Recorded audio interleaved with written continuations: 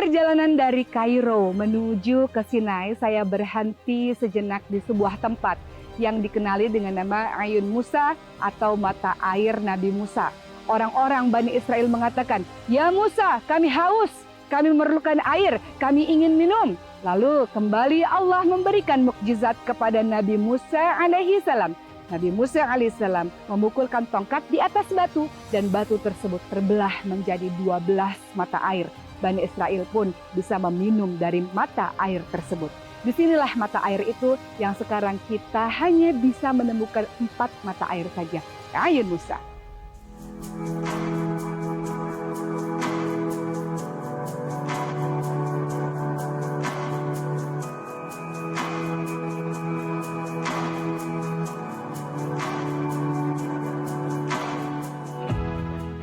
Penonton yang dirahmati oleh Allah Subhanahu wa taala, saat ini saya sedang berada di Laut Merah. Laut inilah yang menjadi saksi Fir'aun ditenggelamkan oleh Allah Subhanahu wa taala. Fir'aun adalah seorang yang sangat zalim dan sangat sombong mengaku dirinya Tuhan. Namun di akhir hidupnya, ketika laut hendak menenggelamkan dirinya, barulah Fir'aun menyadari akan kesalahannya dan berusaha untuk mengakui bahwa Allah adalah Tuhannya. Namun di akhir hidupnya tidak berarti apa-apa lagi. Allah tenggelamkan, Allah hancurkan Fir'aun. Namun jasadnya masih bisa dapat kita tengok dalam sebuah museum di Mesir. Tujuannya adalah untuk diambil pelajaran agar tidak menjadi orang yang syirik, agar tidak menjadi orang yang sombong, agar tidak menjadi orang yang zalim seperti Fir'aun. Seperti yang kita ketahui bahwa Nabi Musa alaihissalam lahir di Mesir pada saat zaman Fir'aun. Pada saat itu Fir'aun bermimpi bahwa ada anak laki-laki dari Bani Israel yang akan menghancurkan kerajaannya. Oleh karena itu, Fir'aun meminta agar pada tahun itu bayi laki-laki dari kalangan Bani Israel haruslah dibunuh. Namun Nabi Musa alaihissalam diletakkan oleh ibunya di dalam sebuah peti dan dialirkan di atas sungai Nil, lalu ditemukan oleh istri Fir'aun yang bernama Asiyah. Kemudian Nabi Musa alaihissalam dididik, dijaga, dan tinggal di rumahnya Fir'aun bersama dengan Asiyah.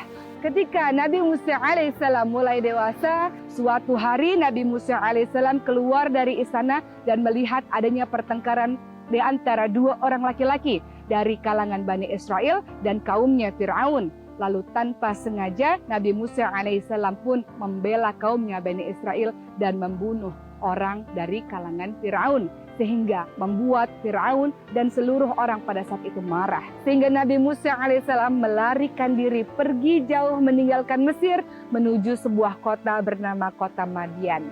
Masihkah ada ruang untukku di tempatmu yang luas? Ku tahu aku banyak dosaku. Masihkah ada lagi belas?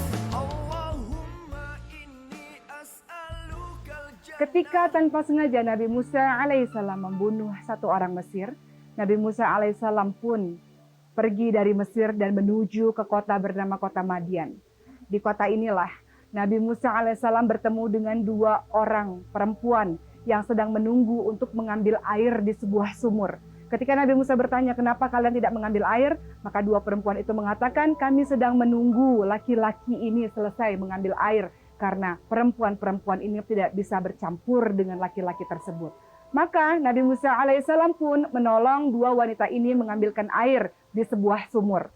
Kemudian 2 perempuan ini memberitahukan hal tersebut kepada ayah mereka, yaitu Nabi Syuaib alaihissalam. Nabi Syuaib alaihissalam pun menjemput, mengundang Nabi Musa alaihissalam untuk datang ke rumahnya. Nabi Musa alaihissalam pun meminta kepada kedua perempuan itu untuk berjalan di belakang Nabi Musa, supaya Nabi Musa dapat menjaga pandangannya dan tidak melihat kedua wanita itu. Dan Nabi Musa alaihissalam berpesan, kalau ingin belok kiri atau belok kanan, lemparkan batu saja, karena Nabi Musa juga tidak ingin mendengar suara kedua wanita tersebut. Akhirnya Nabi Musa alaihissalam menikah dengan salah seorang anak dari Nabi Syuaib alaihissalam dan tinggal di kota Madian selama 10 tahun. Sampai akhirnya Nabi Musa alaihissalam melihat ada semak belukar yang bercahaya. Disitulah kemudian Allah berbicara dengan Nabi Musa. Saya akan tunjukkan semak belukar yang mana Allah menunjukkan cahayanya kepada Nabi Musa alaihissalam.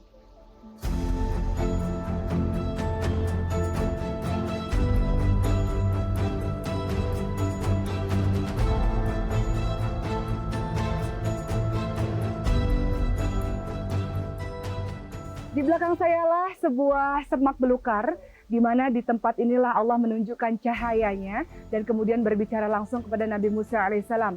Nabi Musa alaihissalam berbeda dengan nabi-nabi lainnya. Kalau Allah memberikan firman kepada nabi lainnya harus melalui malaikat Jibril. Namun ketika Allah Subhanahu wa taala berfirman kepada Nabi Musa, Allah langsung menyampaikan kepada Nabi Musa alaihissalam.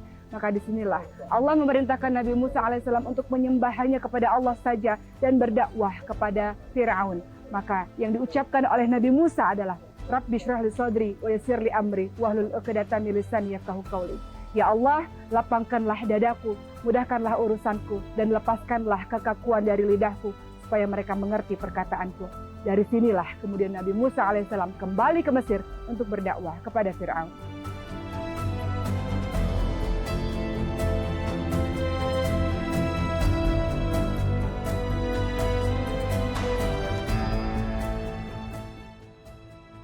Dalam perjalanan saya yang hendak mendaki ke Bukit Tursina atau Bukit Sinai, saya melewati biara yang dinamakan Saint Katarina atau Santa Katarina. Biara ini adalah biara tertua untuk orang-orang Nasrani yang dibangun setelah abad ketiga. Dan ini disebut juga sebagai Al-Wadi Al-Muqaddasi Tua, lembah tua yang sangat suci untuk tiga agama, Islam, Yahudi, dan Kristen. Ayo kita masuk ke dalamnya.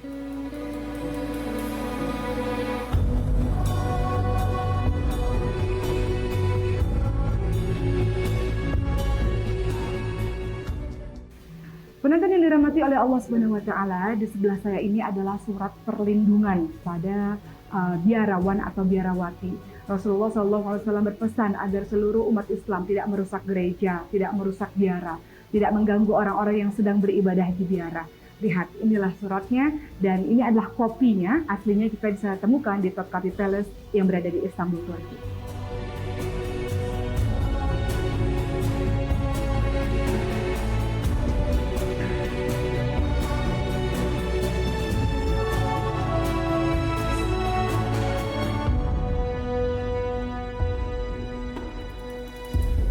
Saya telah berada di kaki Gunung Sinai. Nah, di sini kalau kita lihat sebelah kiri saya ada biara Saint Katarina yang sudah saya masuki tadi dan di situ juga terdapat semak belukar. Tapi teman-teman, kalau teman-teman ingin mendaki Jabal Musa ini atau Gunung Sinai ini, teman-teman memerlukan masa selama lebih kurang 5 jam dengan berjalan kaki.